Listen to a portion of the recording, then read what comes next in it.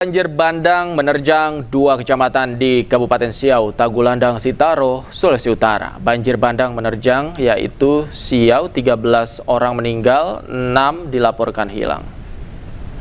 Akibat intensitas hujan yang tinggi dan berlangsung lebih dari 5 jam, menyebabkan banjir bandang. Hingga saat ini korban jiwa mencapai 13 orang meninggal dunia dan 6 orang hilang. Korban meninggal akibat banjir bandang tersebar di 3 desa dan 1 kelurahan. Ketiga desa tersebut adalah Batu Senggo, Peling, dan Lagaeng. Sementara 1 kelurahan berada di Bahu, Kabupaten Siau. Selain menelan korban jiwa, banjir bandang juga merusak permukiman warga, gedung perkantoran termasuk Mako Polres Kepulauan Sitaro. Personil polisi dan warga berupaya evakuasi korban terdampak ke lokasi yang lebih aman.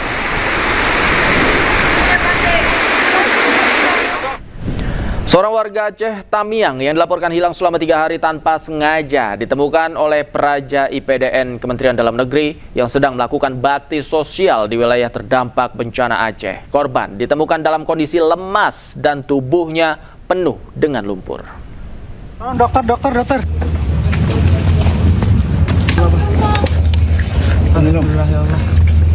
Air lagi. Seorang warga Aceh Tamiang yang dilaporkan hilang selama 3 hari berhasil ditemukan oleh Praja IPDN Kemendagri yang sedang melakukan bakti sosial di wilayah terdampak bencana. Penemuan korban tanpa disengaja dan saat korban ditemukan, Wakil Menteri Dalam Negeri Bima Arya juga sedang berada di lokasi itu. Korban ditemukan dalam kondisi lemas dan tubuhnya penuh dengan lumpur. Saat ditemukan, sejumlah praja IPDN memberikan minum kepada korban, kemudian mengevakuasinya menggunakan terpal dan langsung dibawa ke fasilitas kesehatan terdekat untuk mendapatkan penanganan medis. Wamendagri Bima Arya yang berada di lokasi saat penemuan pun ikut mengantar korban hingga ke rumah sakit dan mencoba berkomunikasi dengan korban untuk menanyakan identitasnya. Pemirsa, memasuki hari pertama sekolah, anak-anak korban banjir bandang di Kecamatan Batang Toru, Kabupaten Tapanuli Selatan, Sumatera Utara belajar di tenda darurat.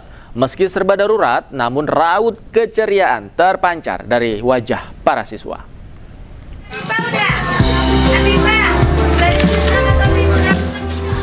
Beginilah proses belajar mengajar para siswa-siswi Sekolah Dasar Desa Garuga, Kecamatan Batang Toru, Kabupaten Tapanuli Selatan, Sumatera Utara. Mereka terpaksa belajar di tenda darurat yang berada di Desa Batu Hula lantaran sekolah mereka porak-poranda usai diterjang banjir bandang pada 25 November 2025. Meski mengalami serba kekurangan, raut keceriaan terpancar dari para generasi bangsa ini. Mereka tampak dengan tekun mengikuti proses belajar yang diberikan gurunya. Pihak sekolah mengaku proses belajar mengajar ini terpaksa mereka lakukan di tenda darurat lantaran sekolah mereka yakni SD 100714 telah raib diterjang banjir bandang. Guna memberikan pembelajaran yang optimal, pihak sekolah menerapkan sistem belajar secara bergantian mengingat jumlah siswa mereka sebanyak 111 siswa. Siswa kelas 1 dan 2 masuk pagi, sedangkan siswa kelas 3, 4, 5, dan 6 masuk siang. Sekolahnya hancur, Pak. Semuanya kan udah rata, Pak. Jadi kami di sinilah, Pak, di tenda. Ini mekanisme sistem belajarnya seperti apa, Bu? Mengingat tendanya kan cuma 1, Bu. Benar, Pak. Jadi dibagi 2 ya, Pak. Jadi kelas 1, 2 ini masuk pagi. 3, 4, 5, 6 itu dimasuk siang. Sementara itu, orang tua siswa mengaku senang melihat anaknya kembali bersekolah meski di tengah kekurangan. Perasaannya kayak mana lah ya, namanya yang menjadi korban sekolah kayak gini aja pun perasaannya udah senang lah kayak gitu kan. Makanya karena kita merasa pendatang di sini, makanya anak-anak pertama di sekolah ini masih kita temani supaya terbiasa nantinya. Para orang tua berharap pemerintah segera membangun sekolah yang telah hancur akibat banjir bandang beberapa waktu lalu. Dari Tapanuli Selatan, Sumatera Utara, Indra Mulia Siagian, iNews melaporkan. Pemirsa, hari pertama sekolah siswa-siswi di SMA Negeri 12 Padang penyintas banjir bandang susulan mulai mengikuti kegiatan belajar mengajar di sekolah mereka. Sementara karena sekolah masih tertimbun lumpur, siswa SMP Negeri 2 Pidijaya Aceh terpaksa pulang karena tak ada guru yang datang untuk mengajar.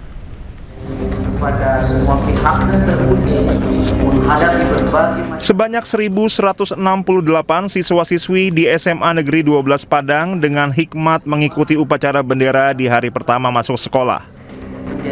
Meskipun sisa lumpur masih terdapat di sekolah mereka, namun para siswa dan guru tetap semangat mengikuti kegiatan di hari pertama.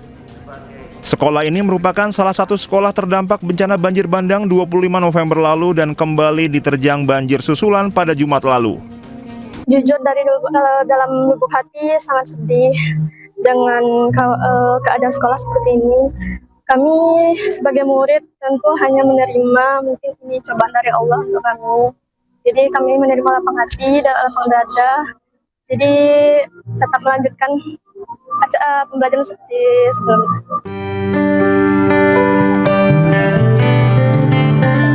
Sementara di Pidijaya Aceh, siswa SMP Negeri 2 Pidijaya yang juga korban banjir bandang dan tanah longsor terpaksa harus kembali pulang. Meski di depan gedung sekolah sudah tersedia tenda darurat, namun hingga menjelang siang tidak ada satupun pihak sekolah yang hadir. Sedih? Sedih. Kenapa merasa sedih? Karena tidak bisa sekolah lagi. Kemarin belajar nggak? Nah, Kenapa? hari ini baru sekolah. Rumah kayak mana? Kena banjir nggak? Kena di belakang aja. Baju sekolah aman? Para siswa berharap pemerintah bisa segera membersihkan sedimen lumpur yang menggunung agar mereka bisa kembali belajar normal. Dari Padang dan Pidijaya Aceh, Budi Sunandar, Syukri Syarifuddin, iNews melaporkan. Pemirsa, di Aceh Tamiang, kegiatan belajar mengajar di hari pertama sekolah diawali dengan olahraga. Menteri Pendidikan Dasar dan Menengah Abdul Muti memimpin upacara bendera di hari pertama sekolah di daerah terdampak bencana di Pulau Sumatera. Kali ini Mendikdasmen memimpin upacara di Kabupaten Aceh Tamiang. Selain upacara, kegiatan belajar mengajar juga diawali dengan olahraga bersama untuk menjaga kesehatan murid dan guru. Kegiatan belajar mengajar dilakukan terbatas dan hanya di sekolah-sekolah yang sudah diperbaiki, salah satunya SMA 4 Kejuruan Aceh Tamiang.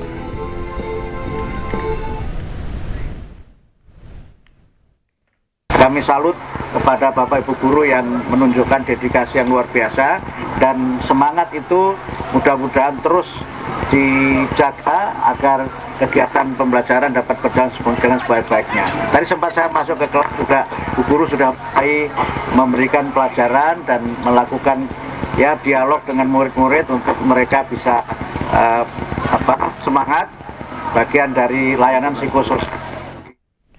Pasca banjir, TNI Angkatan Darat dukung pemulihan fasilitas pendidikan di Aceh Tamiang. Ratusan prajurit dikerahkan untuk melakukan pembersihan lingkungan sekolah dari lumpur dan kayu.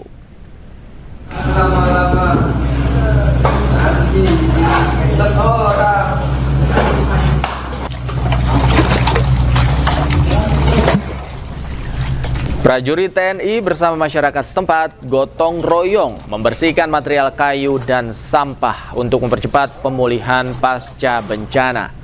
Pembersihan dilakukan menggunakan peralatan sederhana seperti sekop, cangkul, dan sapu. Alat berat juga dikerahkan untuk mengangkut timbunan lumpur dan material berat. Warga sekitar menyampaikan apresiasi dan berharap siswa dapat segera kembali belajar dengan aman dan nyaman.